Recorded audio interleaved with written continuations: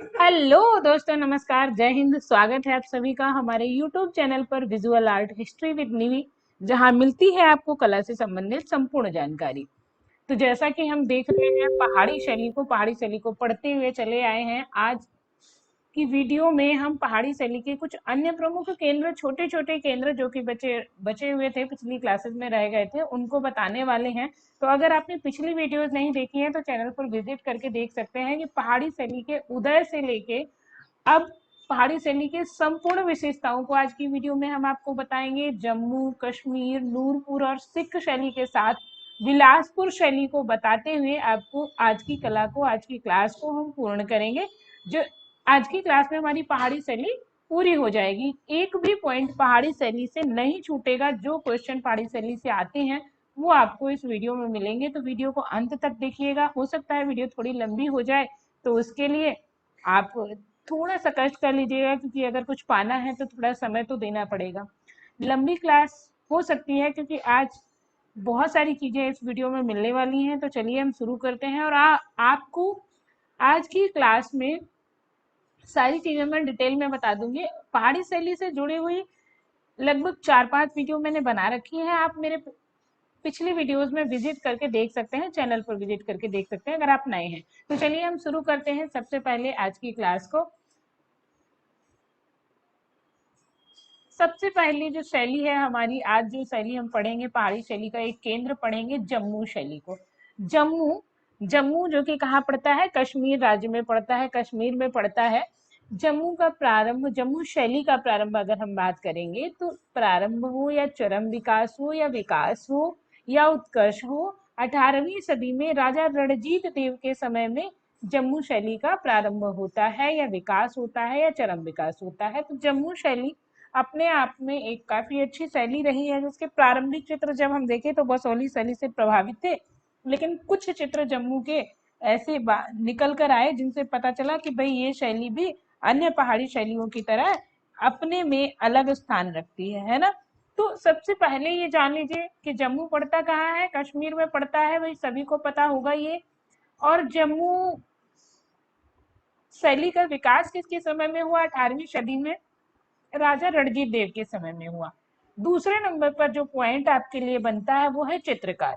दूसरा पॉइंट जो आपसे पूछा जाता है वो क्या पूछा जाता है कि ये कौन सा चित्रकार है, कहाँ काम करता था, या निम्नलिखित में से कौन सा चित्रकार जम्मू शैली में काम करता था। ऐसे ही क्वेश्चन आपसे बनाए जाते हैं, आपसे पूछे जाते हैं। यहाँ पर मैंने आपको पूरी लंबी चौड़ी कहानी सुनाने के बजाय वो इंपॉर्टेंट पॉइंट्स दिए हैं जो आपकी परीक्षा में पूछे जाते हैं। और हाँ, इसकी जो वीडियो है इसकी आपको पीडीएफ मिल जाएगी हमारे टेलीग्राम चैनल पर, जो कि कमेंट बॉक्स में आपको मिल जाएगा। इसकी पीडीएफ आपको वही मिल जाएगी पूरी वीडियो की, ठीक है। तो चलिए सबसे पहले चित्रकारों की बात करें तो नयन सुख, भजन शाह और दीदी, ये तीनों चित्रकार जो कि जम्मू शैली में काम करते थे। कौन कौन चित्रकार थे? 3 चित्रकार, नयन सुख, भजन शाह और दीदी।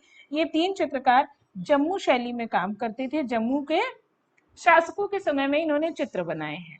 चित्रों में सबसे प्रमुख चित्रों की अगर हम बात करें कि इंपॉर्टेंट चित्र कौन कौन से हैं, तो देखिए याद रखना, एक संगीत मंडली चित्र है जो कि नयन सुख ने बनाया है, जो जिसमें कथक नृत्य दिखाया गया है। ठीक है, क्या दिखाया गया है? कथक नृत्य दिखाया गया है, संगीत मंडली। ये आपकी स्क्रीन पर जो चित्र दिया है ये नंबर 2 का चित्र है, विरहिणी मृग के साथ। इस चित्र का नाम क्या है? विरहिणी मृग के साथ। मतलब एक विरहिणी है जो हाथ में एक वीणा का सा एक वाद्य यंत्र लिए हुए बैठी है और हिरन के साथ है। विरहिणी मृग के साथ ये चित्र कहाँ का है?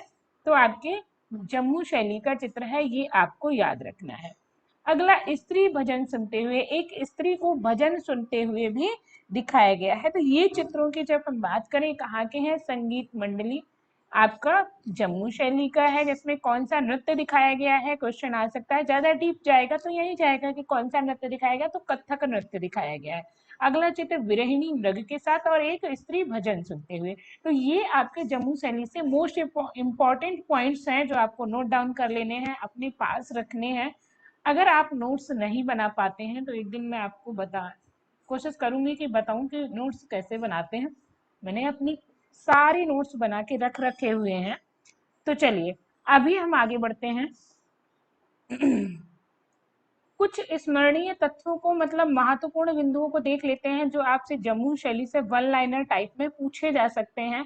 और यहाँ पर मैंने आपको सारी चीजें दे दी हैं डिटेल में। तो आप, मैं ये जरूर कहूंगी, बार बार कहती हूँ कि आप खुद से एक बार लिखिए, भले ही आपके पास पीडीएफ मौजूद हो, लेकिन फिर भी इनको आप खुद से अपनी भाषा में अपने हाथों से लिखिए। ठीक है, तो चलिए, सबसे पहले एक चीज आपको याद रखनी, मैंने बताया कि जम्मू शैली के चित्र, आरंभिक चित्र जो है बसोहली शैली के हैं। मतलब यहाँ पर शुरुआती चित्र जो थे, इन पर प्रभाव किसका था? तो बसोहली शैली का प्रभाव था। शुरुआती चित्रों में प्रभाव किसका था? तो ये याद रखना, बसोहली शैली का प्रभाव था जम्मू पर। ठीक है, या जम्मू शैली के आरंभिक चित्र किससे मिले हैं? तो आपको याद रखना है कि बसोहली शैली के थे। बसोहली शैली आप लोगों को पता है कि बसोहली जो थी सबसे प्राचीन हमारी पहाड़ी शैली की कला थी, या लोक कला थी, लोक कला से प्रभावित थी। बाद में इसमें मुगल शैली का, अन्य शैलियों के मिश्रण से पहाड़ी शैली का जन्म होता है। अगला आता है, जम्मू के चित्रों में बसोहली का रेखांकन है और गुलेर की सपाट रंग योजना है। अब यहाँ पर आपको पता चल गया कि रेखांकन के लिए प्रसिद्ध जो कि बसोहली शैली है, और गुलेर की रंग योजना कैसी थी? लगभग सपाट रंग योजना थी। वो आपको यहाँ पर दिखाई पड़ती है। जम्मू के चित्रों में बसोहली शैली का रेखांकन है, मतलब बहुत अच्छा रेखांकन है और सपाट रंग योजना है, ये भी आपको ध्यान रखना है। जम्मू शैली के चित्रों में कुछ चित्रों पर टाकरी लिपि मिली है, यहाँ लिखा है टकरी या टाकरी। ठीक है, कौन सी? टाकरी लिपि का प्रयोग हुआ है जम्मू शैली के चित्रों पर। ये क्वेश्चन आ चुका है, बहुत इंपॉर्टेंट है, वन लाइनर है। देखिए, यहीं से प्रश्न आपके बनते हैं, तो ये चीज आपको ध्यान रखनी है।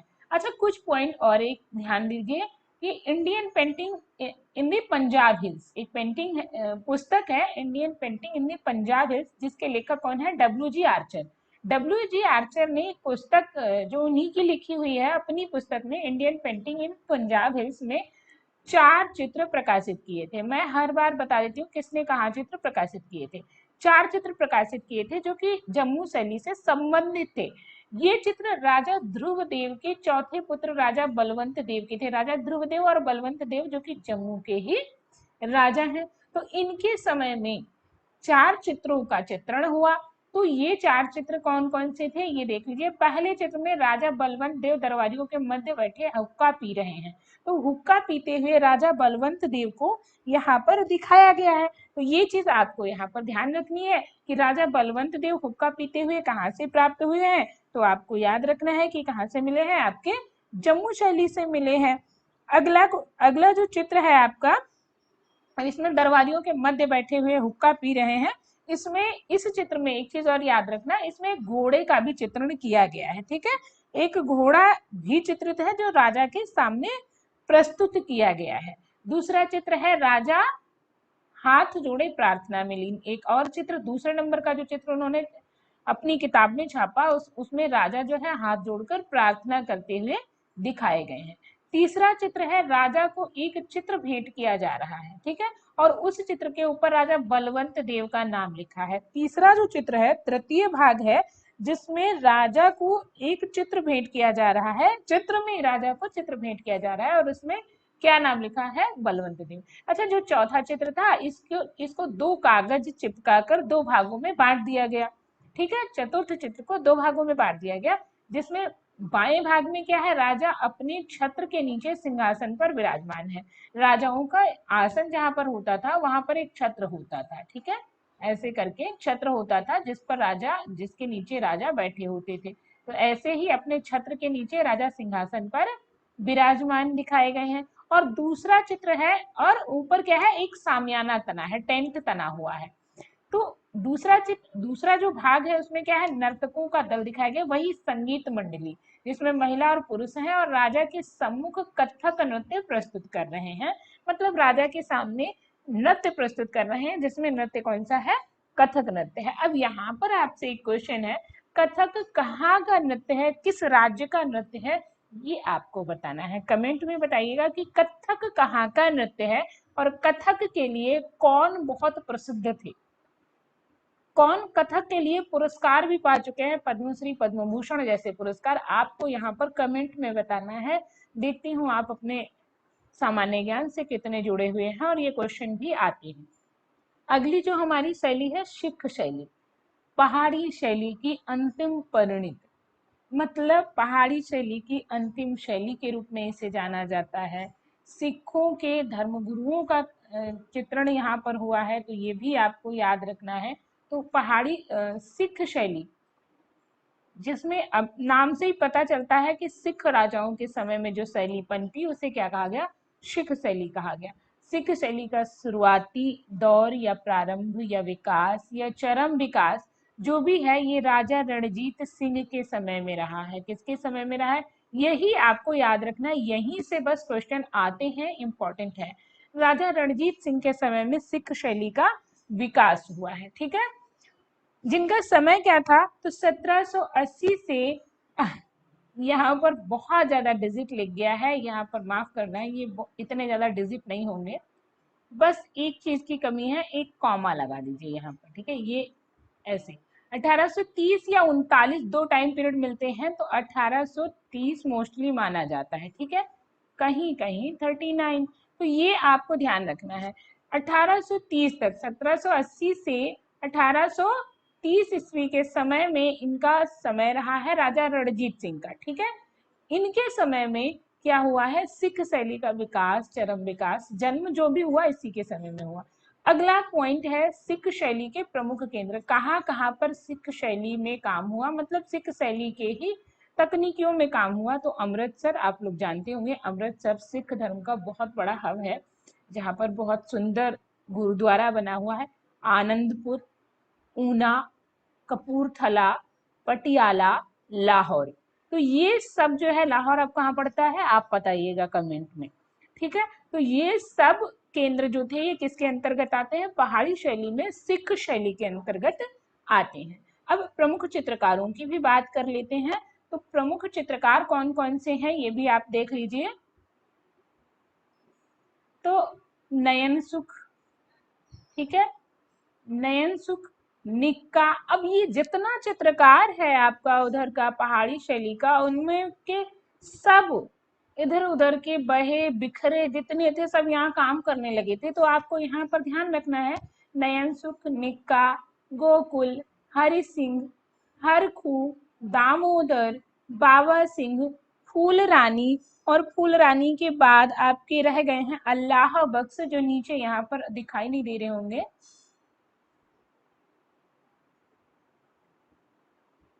अल्लाह बख्श, अल्लाह बख्श के बाद आपके आते हैं, अल्लाह बख्श जो था ये कहाँ से था, तो लाहौर से था। ठीक है, ये भी याद रखना, लाहौर से था। और मल्लाह राम, ये दो चित्रकार और थे। ठीक है, ये भी आपको याद रखने हैं।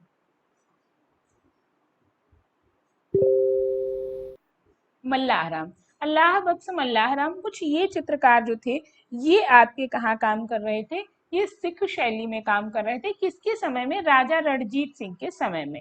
ठीक है, किसके समय में काम कर रहे थे, राजा रणजीत सिंह के समय में सिख शैली में ये चित्रकार काम कर रहे थे, तो ये याद रखना। चलिए आगे बढ़ते हैं। सिख शैली के प्रमुख चित्रित ग्रंथ, अब सिख शैली है तो सिख धर्म के ग्रंथ होंगे, जिनमें गुरु नानक साहिब या गुरु ग्रंथ साहिब। ठीक है, यहाँ पर लिखिए गुरु ग्रंथ साहिब। ठीक है, गुरु ग्रंथ साहिब और जन्म साखी, ये दोनों ग्रंथों का चित्रण कहाँ हुआ है, तो सिख शैली में हुआ है। और प्रमुख चित्रों की बात करें तो सिखों के 10 धर्म गुरुओं का अंकन कहाँ हुआ है, आनंदपुर व अमृतसर में किया गया है। ये सिखों के 10 धर्म गुरुओं का चित्रण हुआ है, सिखों के 10 धर्म गुरुओं का चित्र बनाया गया। अगला, गुरु गोविंद सिंह घोड़े पर सवार चित्र कहाँ का है, तो सिख शैली का है, यह भी आपको याद रखना है। एक बहुत ही सुंदर घोड़े पर सवार गुरु गोविंद सिंह को बनाया गया है। अच्छा, सिख शैली की और बात करें, थोड़ी सी विशेषताओं की बात कर लें, तो यहाँ के रंगों को हम देखें तो कहीं पर चटक है, कहीं पर हल्के हैं, रंग चटक और हल्के मिश्रित हैं। ठीक है, तो दोनों ही है एक तरीके से। ठीक है, रंग चटक और हल्के दिखाए गए हैं। अगला जब हम देखते हैं पॉइंट, तो दूसरा क्या है, एक और पॉइंट ये है कि यहाँ की प्रकृति जो है ना, इनको बहुत ही सजीवता से चित्रित किया गया है। तो ये भी आपको ध्यान रखना है। विषय क्या रहे होंगे, तो मोस्टली जब आप चित्रण विषय देखें तो व्यक्ति चित्र रहे हैं, और गुरु ग्रंथ साहिब में जो दिया गया है उन कहानियों को चित्रित किया गया है। गुरुवाणी जन्म साखी के आधार पर ही चित्रों का चित्रण किया गया है। यहाँ एक चीज और ध्यान रखो, पुरुषों को सिख धर्म में पगड़ी जो होती है उनकी बहुत पूज्य होती है, और पगड़ी के बिना सिख को चित्रित करना भाई हम कह सकते हैं कि थोड़ा सा मुश्किल काम है। तो सिखों को पगड़ी के साथ चित्रित किया गया है, कहाँ, आपके गुरु ग्रंथ इसमें सिख शैली में। और वाजिब बात है भाई, जाहिर सी बात है, सिखों को चित्रित किया गया तो उनकी पगड़ी, और पगड़ी के साथ एक कलंगी को चित्रित किया गया है। जैसे पगड़ी बनाई गई, उनकी बहुत सुंदर पगड़ी होती है, पगड़ी के साथ एक कलंगी को चित्रित किया गया है। तो ये आपको ध्यान रखना है, कहा, आपकी सिख शैली में। और अस्त्र शस्त्र लिए कृपाण धारण किए हुए उनको चित्रित किया गया है। घोड़ों को बहुत ही गतिशील मुद्रा में, बहुत ही सजीव मुद्रा में चित्रित किया गया है। ये कहाँ की विशेषता है, तो ये पहाड़ी शैली की विशेषता है, पहाड़ी में भी कहा, आपकी सिख शैली की। अगला आता है नूरपुर शैली। नूरपुर शैली का प्रमुख शासक कौन था, तो वासुदेव। इनके प्रमुख शासकों में आते हैं वासुदेव, सूरजमल, जगत सिंह, वीर सिंह। अब इंपॉर्टेंट आपके वीर सिंह है, जिनका समय 1789 से 1846 ईस्वी तक रहा है। ठीक है, प्रमुख कौन है, वीर सिंह है, जिनका समय क्या रहा है, 1789 से 1846 ईस्वी तक रहा है।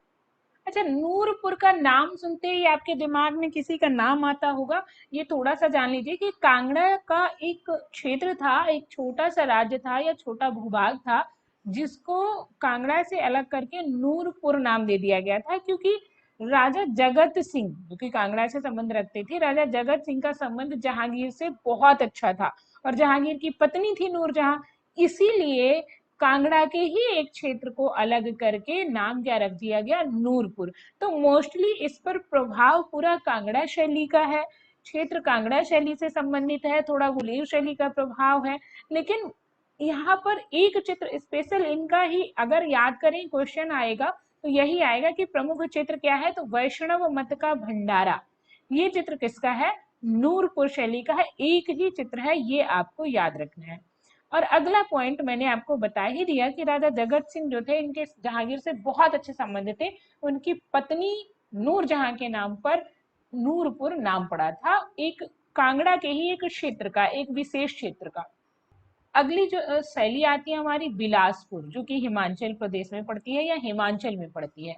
बिलासपुर से जो क्वेश्चन आते हैं इंपॉर्टेंट वाले, वो मैंने दे दिए। बिलासपुर का कलाप्रिय शासक कौन था, तो देवी चंद्र था। 1741 से 1778 तक इन्होंने शासन किया है। 1741 से 1778 तक इन्होंने शासन किया। किसने, आपके देवी चंद्र ने। इन्हीं के समय में कला का जन्म होता है या कला का विकास होता है, और कला का बहुत अच्छा काम यहीं पर होता है। और प्रमुख चित्रकार इसके समय का कौन था, तो किशन चंद्र था बिलासपुर का। और चित्रों की बात करें तो यहाँ पर ये चित्र याद रखने, रागिनी सोरथी इंपॉर्टेंट है, मोस्ट इंपॉर्टेंट है, याद रखना। ठीक है, 1760 ईस्वी में इसका चित्रण हुआ है। राम दरबार, ये चित्र कहाँ का है, आपके बिलासपुर का है। राम भगवान के दरबार को चित्रित किया गया है, और यहाँ पर राजा दीप सिंह, ठीक है, ये बड़ी की पाई है, राजा दीपचंद, एक चित्र है राजा दीपचंद की छवि है, जो कि विक्टोरिया एंड अल्बर्ट संग्रहालय में संग्रहित है। तो ये भी आपको याद रखना है, ध्यान रखना है। राजा दीपचंद कहाँ संग्रहित है, विक्टोरिया एंड अल्बर्ट संग्रहालय में संग्रहित है। तो ये बिलासपुर केंद्र के चित्र हैं, ये भी आपको ध्यान रखने हैं। ठीक है, अगला जो केंद्र है कश्मीर, जिसकी तारीफ जहांगीर ने की थी। कुछ एक लाइन थी, वरुए गर जमी दस्तो हमी अस्तो हमी अस्तो हमी अस्तो, ऐसा करके, अगर धरती पर कहीं स्वर्ग है तो यही है, यही है, यही है।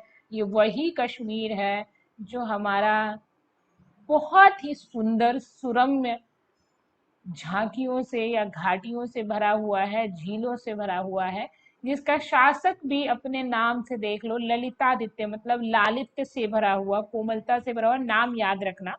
ललितादित्य के समय में कश्मीर शैली में चित्रण होता है, कश्मीर शैली का के चित्र बनते हैं।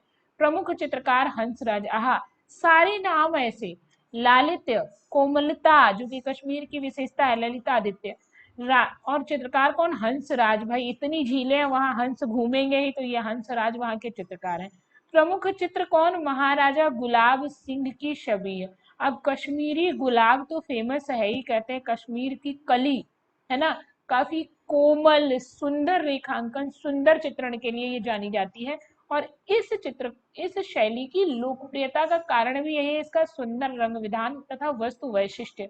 बहुत ही सुंदर वास्तु का चित्रण, बहुत ही सुंदर रंगों का प्रयोग, सिंदूरी व पीले रंग का प्रयोग। अब सिंदूरी रंग जब आप देखते हो, एक गाना है सिंदूरी गालों वाला, तो अब सिंदूरी गालों वाला सूरज जो करे ठिठोली, और कुछ मत समझिएगा। तो अब वो जो है एक कोमल और सुंदर रंग, सिंदूरी रंग काफी जब आप प्रयोग करो काफी सॉफ्ट होता है, बहुत अच्छा लगता है। हालांकि लाल रंग जो है प्रेम का, क्रोध का, सभी का प्रतीक है, लेकिन सिंदूरी रंग बहुत सुंदर लगता है, उसका प्रयोग यहाँ पर किया गया है कश्मीर शैली में। तो ये भी आपको याद रखना है, ठीक है।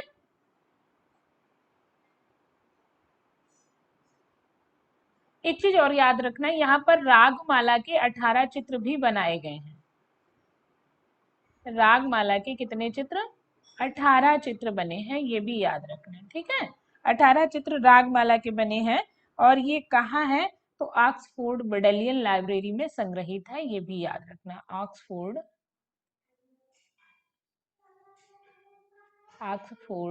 बडेलियन लाइब्रेरी।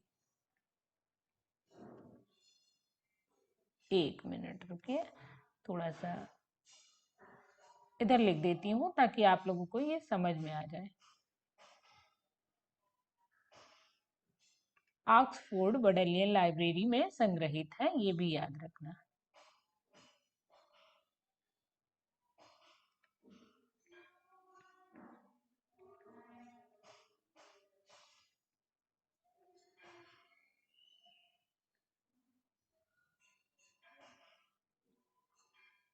ठीक है, ऑक्सफोर्ड की वुडेलियन लाइब्रेरी में ये संग्रहित हैं 18 चित्र, इनको भी आपको ध्यान रखना है। चलिए आगे हम बढ़ते हैं। यहाँ के चित्र जो है सिंदूरी लाल पीले रंगों के हैं, काफी अच्छे आभूषणों से युक्त चित्र हैं, है ना। धोती पहने हुए आकृतियों को बनाया गया है, स्त्री आकृतियां काफी नाजुक बनाई गई हैं। मैंने बताया कश्मीर की कोमलता, कश्मीर की बालाओं की कोमलता भी अपने में एक अच्छा स्थान रखती है, तो ये भी ध्यान रखना। एक और शैली आती है पहाड़ी शैली के ही अंतर्गत, जिसको कहते हैं पुंछ शैली। पुंछ शैली के विषय में भी आपको थोड़ा सा जान लेना है, ये जम्मू कश्मीर से संबंधित है। पुंछ शैली की खोज किसने की थी, जेसी फ्रेंच ने की थी। अब अकस्मात कुछ चित्र ऐसे मिले जिनका जो है चित्रण का तरीका जो था सबसे अलग था, ना वो कांगड़ा शैली से मैच कर रहे थे, ना वो आपके बसोहली से। तो यहाँ पर उन्होंने देखा तो उन्होंने कहा कि ये पुंछ शैली के चित्र हैं, पुंछ के चित्र हैं। जेसी फ्रेंच ने 1922 ईस्वी में इसकी खोज की थी। और इस शैली का स्वर्णकाल किसके समय में रहा, तो 18वीं शताब्दी में इसका स्वर्णकाल रहता है। प्रमुख चित्रकार इसका कौन था, तो याद रखना जमील मुसब्बिर या जलीम। जमील मुसब्बिर मेनली इसको माना जाता है, मुसाबिर या मुसब्बिर, ठीक है। चित्रण विषय क्या रहा, तो राधा कृष्ण का चित्रण हुआ है यहाँ पर पुंछ शैली में। मेनली क्या चित्रित किया गया, संपूर्ण पहाड़ी शैली में राधा कृष्ण को ही चित्रित किया गया, तो ऑब्वियसली ये भी राधा कृष्ण को ही चित्रित करेंगे। यहाँ पर मनुष्य के सिर को गोल चित्रित किया गया है, ठीक है। आप देखेंगे तो जो है पहाड़ी शैली में अंडाकार चेहरे बनाए गए हैं ओवल शेप में, लेकिन यहाँ पर जो है चेहरे गोल बनाए गए हैं। आंखें यहाँ की कमल नयन बनाई गई हैं, ठीक है। आंखें कैसी चित्रित की गई हैं, कमल नयन चित्रित की गई हैं। यहाँ पर मैं आपका चलिए पिछली वीडियो से एक टेस्ट लेते चलती हूँ कि बसोहली शैली में आंखें कैसी चित्रित की गई हैं, आपको कमेंट में बताना है अगर आपने मेरी पिछली वीडियो देख रखी है, और अगर आपने पढ़ रखा है तो भी आप बता देंगे।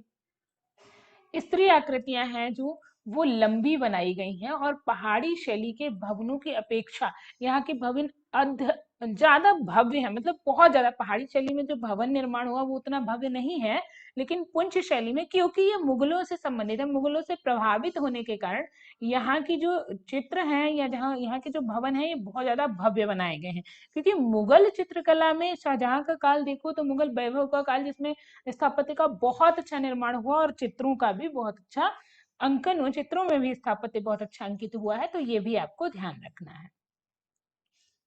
अब इसके बाद हम पहाड़ी शैली के कुछ और महत्वपूर्ण तथ्य देख लेते हैं। ये संपूर्ण पहाड़ी शैली से हैं जो आपसे वन लाइनर टाइप में पूछे जाते हैं। सबसे पहला पॉइंट है पहाड़ी शैली की सबसे प्राचीन शैली कौन सी है। तो आप भी यहाँ पर आंसर देते चलेंगे कमेंट में, क्योंकि देखिए हाँ सामने लिखा हुआ है लेकिन फिर भी आप अपना रिपीट करते चलेंगे। बसोहली शैली पहाड़ी शैली की सबसे प्राचीन शैली है। पहाड़ी शैली का उद्गम क्षेत्र क्या है या उद्गम केंद्र कौन है, तो गुलेर है। सबसे पहली पुरानी शैली बसोहली है, लेकिन उद्गम जहां से पहाड़ी शैली का उदय होता है यहाँ पर लोक कला थी, ये ध्यान रखना, बसोहली में। ठीक है, और यहाँ पर इसका उद्गम होता है पहाड़ी शैली का, कहाँ से, गुलेर से। पहाड़ी शैली की सर्वश्रेष्ठ शैली कौन सी थी, तो ये भी याद रखना आपकी कांगड़ा थी। कौन सी थी, कांगड़ा। ठीक है, चलिए। चंबा की हाशियों में बेल बूटे व फूल पत्ती आदि का चित्रण हुआ है। अब यहाँ पर मैं एक क्वेश्चन और आपसे पूछती हूँ कि चंबा को किसकी घाटी कहा जाता है। चंबा को किसकी घाटी कहा जाता है। अगला क्वेश्चन, अगला पॉइंट है बसोहली शैली में किस रंग की प्रधानता है, तो बसोहली शैली में लाल रंग की प्रधानता है। कारण क्या है, देखो यहाँ पर अलग क्यों कर दिया गया। मोस्टली नारंगी व हरे रंग की प्रधानता आपको ज्यादातर स्थानों पर मिलती है। हरा रंग पहाड़ी शैली, वो पहाड़ी शैली मरुस्थलीय पहाड़ी नहीं थी, काफी हरी भरी हरा भरा क्षेत्र था पहाड़ी शैली का, तो वहां पर हरा भरा चित्रण भी हुआ है। लेकिन बसोहली में आपके लाल रंग की प्रधानता, चटक रंग है। नैन सुख जो था मुगल शैली के चित्र बनाने में सिद्धस्त था। आपने देखा था कि नैन सुख मुगल राजाओं के दरबार में काम करता था, है ना, तो वो वहां से आया, इसलिए ये मुगल शैली के चित्र बढ़िया बना लेता था। अगला पॉइंट आपको ये भी याद रखना है कि कांगड़ा शैली में प्रमुखता जो कांगड़ा में रंग थे इनमें सफेद रंग मिलाया जाता था, और चित्रों में प्योर कलर और स्थानों पर प्योर कलर्स लगा दिए जाते थे, लेकिन कांगड़ा में सफेद कलर का मिश्रण किया जाता था। ठीक है, अगला, सर्वाधिक कोमल व लहरदार उंगलियां कहाँ बनी है, चंबा में बनाई गई। सबसे कोमल और लहरदार उंगलियों का अंकन कहाँ हुआ है, तो आपको याद रखना है कि चंबा में सबसे कोमल तथा लहरदार उंगलियों का अंकन किया गया है। ऐसी उंगलियां नहीं बनाई हैं, यहाँ पर नहीं बन रही मेरे से। अगला पॉइंट, पहाड़ी शैली में मुखाकृतियां कैसी बनी। संपूर्ण पहाड़ी शैली में मुखाकृतियां अंडाकार बनी है, केवल पुंछ शैली में मुखाकृतियां गोल बनी है। पहाड़ी शैली की अंतिम परिणति कौन सी शैली थी, तो सिख शैली थी, ये भी आपको याद रखना है। अब हम यहाँ पर प्रमुख पुस्तकें देख लेते हैं, मोस्ट इंपॉर्टेंट है, आपसे यहाँ पर बहुत पूछा जाता है, तो ये पहाड़ी शैली से रिलेटेड बुक्स हैं, उनसे जुड़ी हुई पुस्तकें हैं, तो आपको यहाँ पर ध्यान रखना है। एक है मास्टर पीसेज, यहाँ मास्टर लिखा है, master pieces of Rajput painting 1926 में लिखी ओसी गांगुली ने। ठीक है, 1926 में इनकी यह पुस्तक प्रकाशित हुई, ओसी गांगुली की, कौन सी, masterpieces of Rajput painting. अगली है हिमालय आर्ट, 1931 ईस्वी में जेसी फ्रेंच द्वारा यह पुस्तक प्रकाशित की गई या करवाई गई। किसकी पुस्तक है, जेसी फ्रेंच की है, 1931 ईस्वी में लिखी गई या प्रकाशित करवाई गई। Indian painting in the Punjab Himalayas, 1952 ईस्वी में डब्ल्यू जी आर्चर द्वारा यह पुस्तक लिखी गई या प्रकाशित करवाई गई, 1952, डब्ल्यू जी आर्चर इससे संबंधित है। अगली पुस्तक है Kangra painting, W G Archer द्वारा यह पुस्तक भी लिखी गई है, याद रखना। राजपूत पेंटिंग 1916 में आनंद कुमार स्वामी द्वारा लिखी गई, 1916 आनंद कुमार स्वामी द्वारा ये पुस्तक लिखी गई, कौन सी, राजपूत पेंटिंग। ठीक है, इसी में इन्होंने सबसे पहले पहाड़ी और राजपूत को अलग अलग किया था, आइडेंटिफाई किया था। कांगड़ा वैली पेंटिंग 1954 ईस्वी में एम.एस. रंधावा ने लिखी, स्पेशली कांगड़ा पर पूरी ये पुस्तक है, एम.एस. रंधावा द्वारा लिखी गई। कृष्णा लीजेंड इन पहाड़ी पेंटिंग 1956 ईस्वी में एम.एस. रंधावा ने इसे लिखा है, ये भी याद रखना। पहाड़ी मिनिएचर पेंटिंग 1958 में कार्ल खंडालवाला ने लिखा है, ये भी आपको याद रखना है। ठीक है, Indian painting from the Punjab hills 1973 ईस्वी में डब्ल्यू.जी. आर्चर ने लिखा है, ये भी आपको याद रखना है। पहाड़ी painting and Sikh portrait in Lahore museum, अब लाहौर के म्यूजियम में पहाड़ी पेंटिंग और सिख पोर्ट्रेट जो रखे हुए हैं, ये पुस्तक किसने लिखी है, तो एफ.एस. अजाजुद्दीन ने ये पुस्तक लिखी है, ये भी आपको ध्यान रखना है। ठीक है, पहाड़ी चित्रकला किशोरी लाल वैद्य द्वारा लिखी गई पुस्तक है, जो कि पहाड़ी शैली से संबंधित है, हमको पहाड़ी शैली का ज्ञान कराती है।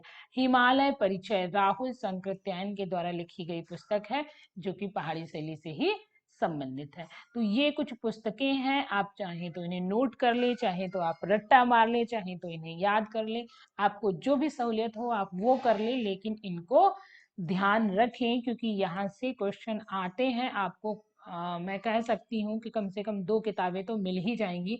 मोस्टली एग्जाम में आपको यहाँ से पुस्तकें मिलती हैं, कुछ नए चित्रकारों की, कुछ नए लेखकों की भी पुस्तकें होती हैं जो कि अलग होती हैं। ठीक है, तो अब उनकी नए चित्रकारों की, नए पुस्तक लेखकों की जो पुस्तकें मिलती हैं उनको मैं आपको वीडियो में बताती रहूंगी। तो आज की वीडियो आपको कैसी लगी? आज की वीडियो में इतना ही।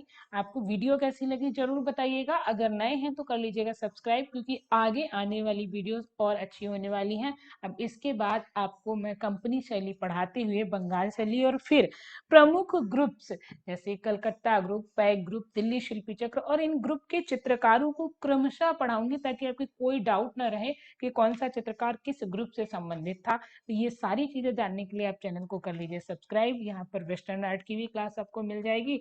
वीडियो कैसी लगी जरूर बताइएगा। तब तक के लिए आप लोगों को बहुत बहुत धन्यवाद। वीडियो देखने के लिए थैंक यू, धन्यवाद।